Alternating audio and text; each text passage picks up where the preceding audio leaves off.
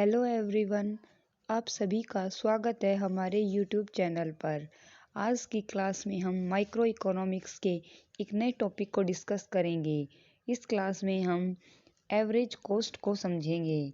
इस वीडियो में हम एवरेज कॉस्ट को थ्योरी, टेबल और डायग्राम तीनों प्रकार से अच्छे से समझेंगे।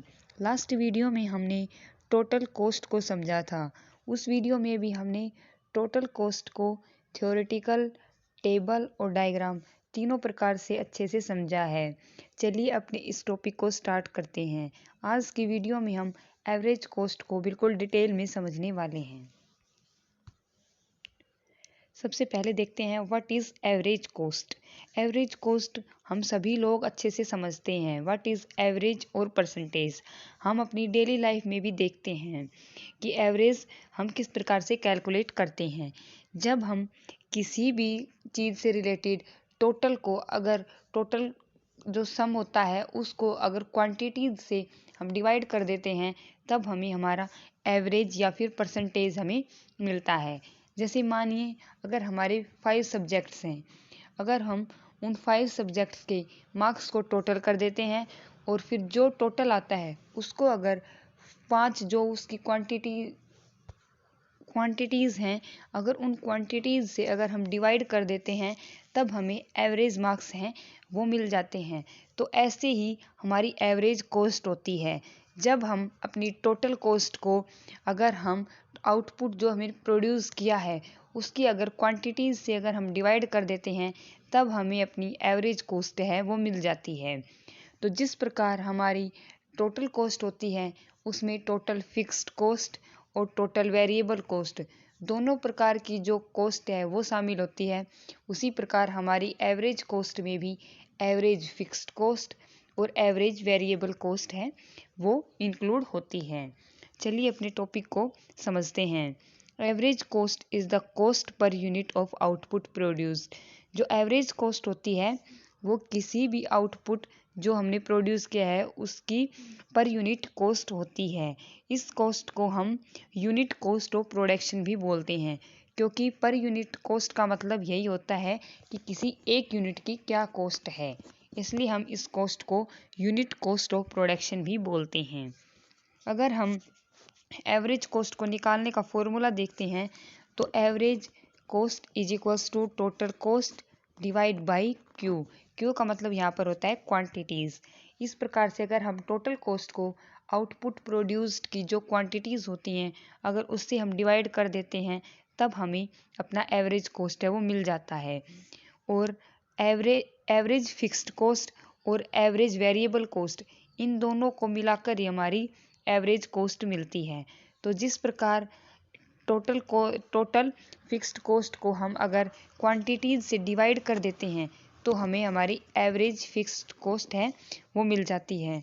और इसी प्रकार अगर हम टोटल वेरिएबल कॉस्ट को क्वांटिटीज़ से डिवाइड कर देते हैं तब हमें एवरेज वेरिएबल कॉस्ट है वो मिल जाती है।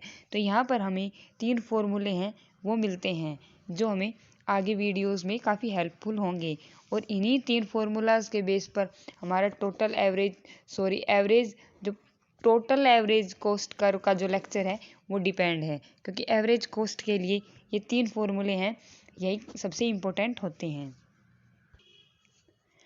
द पर unit cost explain the relationship between cost and output in A more realistic manner. जो हमारी एवरेज कॉस्ट होती है वो कॉस्ट, किसी भी प्रोडक्शन की कॉस्ट और जितना भी आउटपुट हमने प्रोड्यूस किया है उसका जो रिलेशनशिप होता है उसको एक रियलिस्टिक मैनर में एक्सप्लेन करती है। क्योंकि हमारी जो एवरेज कॉस्ट होती है वो पर यूनिट कॉस्ट होती है, यह एक यूनिट की कॉस्ट है उसको एक्सप्लेन करती है, unit of any one output.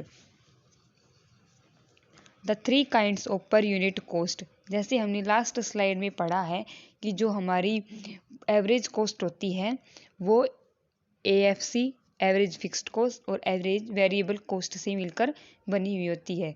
इसी कारण से हमारी जो पर यूनिट कॉस्ट होती है वो 3 टाइप की होती है। एवरेज फिक्स्ड कॉस्ट जिसे हम AFC से भी डिनोट करते हैं, एवरेज वेरिएबल कॉस्ट जिसे हम कैपिटल ABC से डिनोट करते हैं, and then average total cost, जिसे हम ATC या फिर AC से डिनोट करते हैं। तो जो हमारी एवरेज कॉस्ट होती है वह इसके 3 टाइप्स होते हैं, और इन्हीं एवरेज फिक्स्ड कॉस्ट और एवरेज वेरिएबल कॉस्ट, उन्हीं से मिलकर हमारी एवरेज कॉस्ट मिलती है। चलिए अब हम 1 बाय 1 करके एवरेज फिक्स्ड कॉस्ट और एवरेज वेरिएबल कॉस्ट को पढ़ते हैं, ताकि हम एवरेज कॉस्ट को समझ सकें। सबसे पहले आता है average fixed cost. Average fixed cost यानी कि पर यूनिट की कॉस्ट जो हर आउटपुट लेवल पर फिक्स्ड रहेगी। यहाँ पर एवरेज का मतलब है पर यूनिट और फिक्स्ड का मतलब है जो कि फिक्स रहेगी, चेंज नहीं होगी। तो पर यूनिट कॉस्ट जो फिक्स रहेगी, चेंज नहीं होगी। Average fixed cost refers to per unit fixed cost of production. Average fixed cost हम पर यूनिट फिक्स्ड कॉस्ट होती है, जो कि एवरी लेवल ऑफ आउटपुट पर फिक्स्ड रहेगी, चेंज नहीं होगी। AFC है, अगर हम उसको निकालने के लिए TFC टोटल फिक्स्ड कॉस्ट को क्वांटिटीज से डिवाइड कर देते हैं, तब हमें एवरेज फिक्स्ड कॉस्ट है वो मिल जाती है। AFC का मतलब होता है एवरेज फिक्स्ड कॉस्ट, TFC का मतलब होता है total fixed cost, and Q का मतलब होता है क्वांटिटी प्रोड्यूस। तो ये एक सिंपल सा फॉर्मूला हमें मिल जाता है AFC का। AFC is equals to TFC upon Q। AFC falls with increase in output as TFC remains constant as all level of output। ये हमें आगे वाली स्लाइड में अच्छे से समझ में आएगा जब हम टेबल और डायग्राम की हेल्प से ABC को समझेंगे। AFC है वो जितना लेवल ऑफ आउटपुट इंक्रीज होता जाता है वह डिक्रीज होती चली जाती है, क्योंकि जो टोटल फिक्स्ड कॉस्ट होती है वह हमारी फिक्स होती है हर लेवल ऑफ आउटपुट पर। चलिए अब हम ABC को टेबल और डायग्राम की हेल्प से देखते हैं। यहाँ पर एक टेबल शो की गई है जिसमें आउटपुट लेवल्स को दिखाया गया है, उसके बाद टोटल फिक्स्ड कॉस्ट को दिखाया गया है, and then average fixed cost. तो अगर हमारा 0 लेवल ऑफ आउटपुट होता है तो टोटल फिक्स्ड कॉस्ट 20 रहती है, क्योंकि अगर हम कुछ भी यूनिट्स का प्रोडक्शन नहीं करते हैं तब भी हमें प्रोड्यूसर को कुछ न कुछ फिक्स्ड और कॉस्ट है वो उठानी पड़ती है। तो जितने भी आउटपुट के लेवल होते हैं उन्हीं पर हमारी टोटल फिक्स्ड कॉस्ट है वो सेम रहती है। तो यहाँ पर 0 लेवल आउटपुट से लेकर 5 यूनिट्स के प्रोडक्शन तक टोटल फिक्स्ड कॉस्ट है वो 20 ही रहती है। अब हमने एक फॉर्मूला देखा है जिसमें हमने AFC को निकाला है। AFC निकालने के लिए अगर हम TFC को क्वांटिटी से डिवाइड कर देते हैं तो हमें AFC मिल जाती है। तो इस जो हमारी टेबल है उसमें हमें यूनिट्स दी गई हैं और TFC दिया गया है, तो हम यहाँ पर AFC को अच्छे से निकाल सकते हैं। अगर हम AFC 20 को 0 से डिवाइड करते हैं तो यहाँ पर हमारी AFC है वो इन्फिनिटी आती है। 1 यूनिट के प्रोडक्शन पर अगर हम अपनी टोटल फिक्स्ड कॉस्ट 20 को 1 से डिवाइड करते हैं तो AFC है वो 20 आती है, and second unit of production पर 20 को अगर हम 2 से डिवाइड करते हैं तब हमारी जो एवरेज फिक्स्ड कॉस्ट है वो 10 आती है। इस प्रकार अगर हम आगे इसको कैलकुलेट करते जाते हैं तो जो हमारी एवरेज फिक्स्ड कॉस्ट है वो डिक्रीज़ होती जाती है। हमें यहाँ पर शो हो रहा है कि 1 यूनिट के प्रोडक्शन पर एवरेज फिक्स्ड कॉस्ट है वो 20 है, सेकेंड यूनिट ऑफ प्रोडक्शन पर जो एवरेज फिक्स कॉस्ट है वो 10 है, and third unit of production पर जो एवरेज कॉस्ट है वो 6.67 है, एंड देन इस प्रकार जो एवरेज फिक्स्ड कॉस्ट है वो घटती हुई चली जाती है। चलिए अब हम इसे एक डायग्राम की हेल्प से भी देखते हैं। यहाँ पर एक डायग्राम शो किया गया है जिसमें एक्स एक्सिस पर आउटपुट लेवल को दिखाया गया है और जो वाई एक्सिस है उस पर कॉस्ट को यानी कि एवरेज फिक्स्ड कॉस्ट को दिखाया गया है। तो अगर हम एक यूनिट के प्रोडक्शन पर देखते हैं तब हमारा जो एवरेज फिक्स्ड कॉस्ट है वो 20 है। सेकेंड यूनिट ऑफ प्रोडक्शन पर देखते हैं तो हमारा जो एवरेज वेरिएबल कॉस्ट है वो 20 से घटकर 10 हो जाता है। इस प्रकार हमारा जो एवरेज फिक्स्ड कॉस्ट है वो लेवल ऑफ आउटपुट अगर इंक्रीज करते जाते हैं तब हमारा AFC है वो डाउन आता चला जाता है, क्योंकि यह इसलिए होता है कि जो हमारी टोटल फिक्स्ड कॉस्ट है वो तो कांस्टेंट है।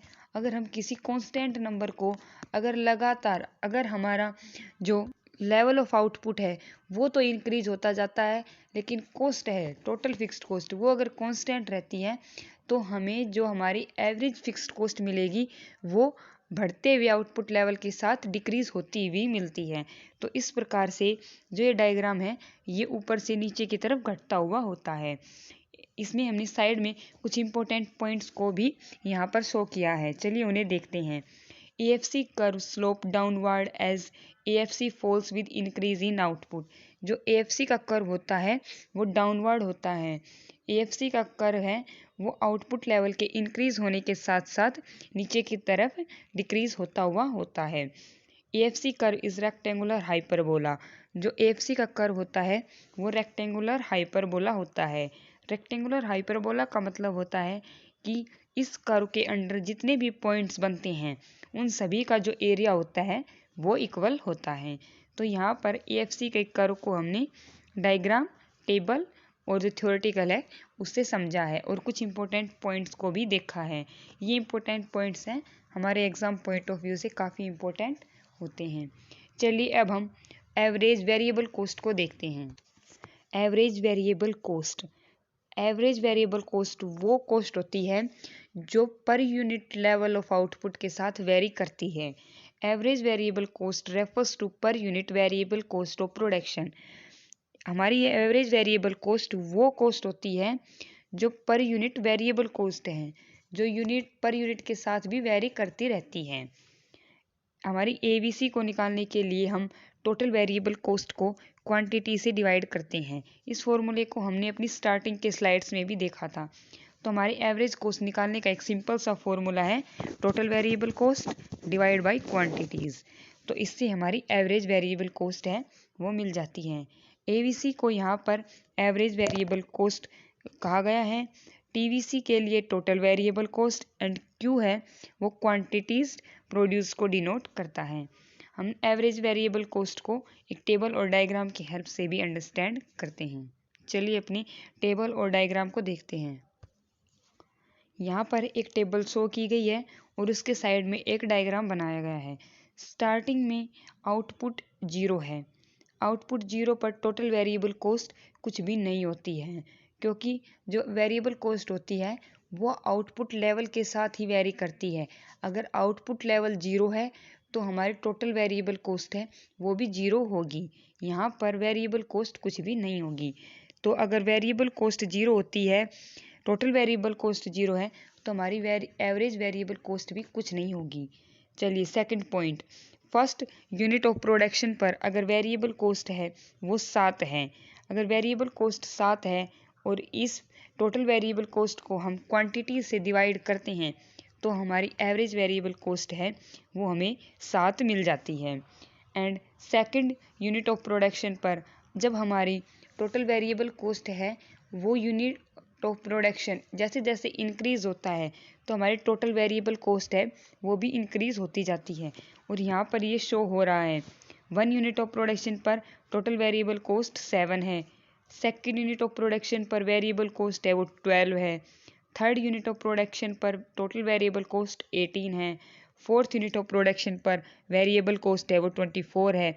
ऐसे ही जैसे जैसे हम अपने आउटपुट लेवल को इंक्रीज करते जाते हैं हमारी टोटल वेरिएबल कॉस्ट है वो भी इंक्रीज होती जाती है।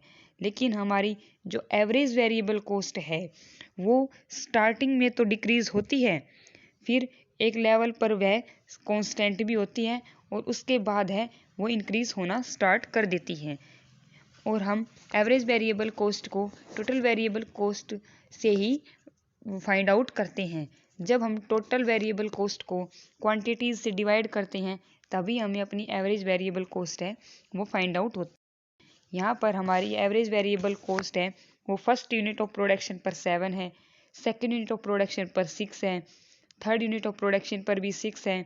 ऐसे स्टार्टिंग में ये घटेगी, कांस्टेंट होगी and then fifth unit of production पर जो एवरेज वेरिएबल कॉस्ट है वो 6 से बढ़कर 7 हो गई है। तो इसी के कारण हमारा जो एवरेज वेरिएबल कॉस्ट का जो कर्व होता है वह एक यू शेप का कर्व होता है, क्योंकि स्टार्टिंग में जो एवरेज वेरिएबल कॉस्ट है वो डाउन हो रही है, फिर एक लेवल पर कुछ समय के लिए कांस्टेंट होगी एंड देन इंक्रीज होगी। तो हमने राइट साइड में एक डायग्राम भी दिखाया गया है जिसमें हमारी स्टार्टिंग में जो वेरिएबल कॉस्ट है वो डाउन हो रही है अगर हम आउटपुट लेवल को इंक्रीज करते हैं, लेकिन अगर हम उस लेवल से ऑप्टिमम लेवल से अगर ज़्यादा अपना आउटपुट को प्रोड्यूस करते हैं तब हमारी एवरेज वेरिएबल कॉस्ट है वो इंक्रीज करना स्टार्ट कर देती है और वह ऊपर की तरफ बढ़ने लग जाती है। तो इस स्लाइड में हमने एवरेज वेरिएबल कॉस्ट के टेबल और डायग्राम को देखा है। अब हम लास्ट स्लाइड में टोटल कॉस्ट को देखेंगे। जब हमारी एवरेज फिक्स्ड कॉस्ट और एवरेज वेरिएबल कॉस्ट इन दोनों को अगर हम जोड़ देते हैं तब हमारी टोटल कॉस्ट है वो मिलती है। चलिए अब टोटल कॉस्ट को देखते हैं। एवरेज टोटल कॉस्ट, जब हम टोटल एवरेज कॉस्ट को निकालते हैं तब हम उसमें टोटल कॉस्ट को क्वांटिटी से डिवाइड कर देते हैं, तब हमारी जो एवरेज कॉस्ट है वो मिल जाती है। और एवरेज कॉस्ट को हम एवीसी और एएफसी इन दोनों के जोड़ से भी निकाल सकते हैं। यहाँ पर एक फॉर्मूला दिया गया है, AC is equals to TC upon quantity. तो AC का मतलब होता है एवरेज कॉस्ट, TC का मतलब होता है टोटल कॉस्ट एंड Q का मतलब होता है क्वांटिटीज़। तो हम अपनी एवरेज कॉस्ट को दो फॉर्मूलाज से निकाल सकते हैं। फर्स्ट है टोटल कॉस्ट को अगर हम क्वांटिटीज़ से डिवाइड करते हैं तब भी हमारा AC है वो निकल जाता है, और अगर हम एवरेज फिक्स्ड कॉस्ट और एवरेज वेरिएबल कॉस्ट इन दोनों को अगर हम जोड़ देते हैं तब भी हमारा एवरेज कॉस्ट है वो निकल जाता है। तो हमारी एवरेज कॉस्ट होती है वो पर यूनिट कॉस्ट होती है, जो कि एक पर यूनिट की आउटपुट प्रोड्यूस करने की जो हमारी कॉस्ट आ रही है उसे ही हम एवरेज कॉस्ट बोलते हैं। चलिए अब हम अगली स्लाइड में एवरेज कॉस्ट को टेबल की हेल्प से देखते हैं कि किस प्रकार से हम टोटल कॉस्ट को Q से डिवाइड करके एवरेज कॉस्ट निकालते हैं, या फिर एवरेज फिक्स्ड कॉस्ट और एवरेज वेरिएबल कॉस्ट को जोड़ने से किस प्रकार से अपनी जो एवरेज कॉस्ट है वो मिलती है, उसे एक टेबल और फिगर्स की हेल्प से और इन तीनों के डायग्राम्स को भी एक कंबाइंड फिगर में देखते हैं, ताकि हमें एवरेज कॉस्ट के बारे में हर पॉइंट अच्छे से क्लियर हो सके।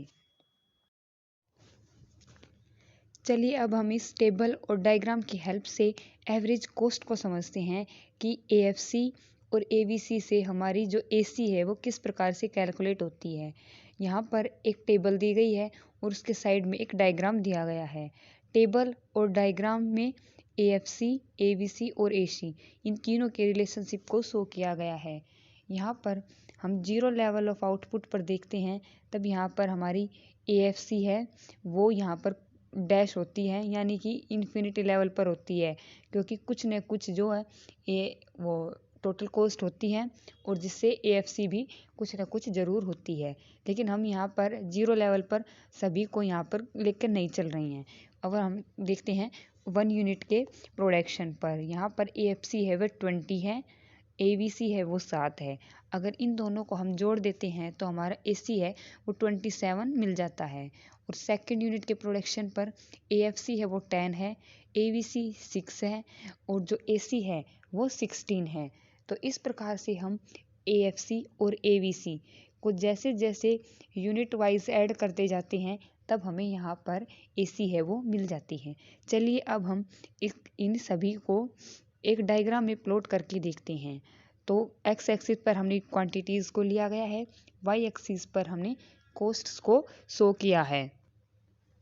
इस फिगर में हमने AFC को ब्लू कलर से दिखाया गया है, ऑरेंज कलर से ABC को दिखाया गया है और ग्रीन कलर से AC को दिखाया गया है। तो हमने यहाँ पर अपनी लास्ट स्लाइड्स में भी देखा था कि जो AFC होती है वह एक रेक्टेंगुलर हाइपरबोला शेप में होती है, और जैसे जैसे हम लेवल ऑफ आउटपुट को इंक्रीज़ करते जाते हैं AFC है वो डिक्रीज़ होती चली जाती है। और जो ABC होती हैं वह यू शेप की होती है। स्टार्टिंग में जो ABC है वह लेवल ऑफ आउटपुट अगर इंक्रीज़ होता है तो उसके साथ डिक्रीज़ होती है, ऑप्टिमम लेवल पर मतलब कांस्टेंट हो जाती है और उसके बाद है वो इंक्रीज़ होने लग जाती है। और जो AC है वह ABC और AFC दोनों का ही जोड़ होती है। तो इन दोनों के जोड़ के कारण है जो AVC है उससे AC हमेशा ऊपर रहती है, क्योंकि AC में AVC के साथ साथ AFC भी इंक्लूड होती है, इसलिए जो AC है वह इन दोनों से ऊपर होती है। लेकिन जो AC का जो डायग्राम है वो भी U शेप का ही होता है। पहले जो AC है वो लेवल ऑफ आउटपुट के साथ इंक्रीज होती है, फिर एक लेवल पर ऑप्टिमम लेवल पर कांस्टेंट होगी। अगर उस ऑप्टिमम लेवल के बाद अगर हम अपने आउटपुट लेवल को इंक्रीज करते हैं तो हमारी एवरेज कॉस्ट है वो भी इंक्रीज होने लग जाती है। तो यहाँ पर हम इन तीनों फिगर्स को ही देख सकते हैं। यहाँ पर जो AFC है वो रेक्टेंगुलर हाइपरबोला शेप में है, AVC है वो U शेप में है एंड AC है वो भी U शेप में है। हम इस डायग्राम में कुछ पॉइंट्स को नोट करते हैं। देखिए हम इस डायग्राम में देख सकते हैं कि जो AC है और वो जो AVC है उन दोनों का जो गैप है वो आगे स्टार्टिंग में तो दोनों घट रही होती हैं और जब दोनों बढ़ रही होती हैं तो AC और AVC इन दोनों का जो गैप है वो मिनिमम होता चला जाता है, लेकिन ये दोनों कभी भी एक दूसरे को टच नहीं करती हैं। इन दोनों का जो गैप है वो कम होता जा रहा है। इसका कारण ये है कि जो AC है उसमें AVC का भी कुछ मिनिमम जो अमाउंट है वो इंक्लूड होती है और जो AFC है वो घट रही होती है लगातार। इस घटती हुई AFC के कारण जो AC और AVC है इन दोनों का जो बीच का जो गैप है वो कम होता चला जाता है और AFC है वह कभी भी जो एक्स एक्सिस को टच नहीं करेगी, यानी कि 0 AFC कभी भी नहीं होगी और इसी कारण AC और AVC हैं वो एक दूसरे के बराबर नहीं होंगे और वो एक दूसरे को टच नहीं करेंगे। तो यहाँ पर कुछ इस फिगर से कुछ रिलेशनशिप भी निकल कर आते हैं। तो आज की वीडियो में हमने AC जो कॉस्ट है एवरेज कॉस्ट उसको टेबल डायग्राम और थ्योरेटिकल रूप से समझा है और हमने AFC और AVC इनको भी अलग अलग फिगर्स की हेल्प से समझा है और लास्ट में हमने इन तीनों को एक कंबाइंड डायग्राम से भी देखा है। आई होप आपको ये वीडियो पसंद आया होगा। Thank you.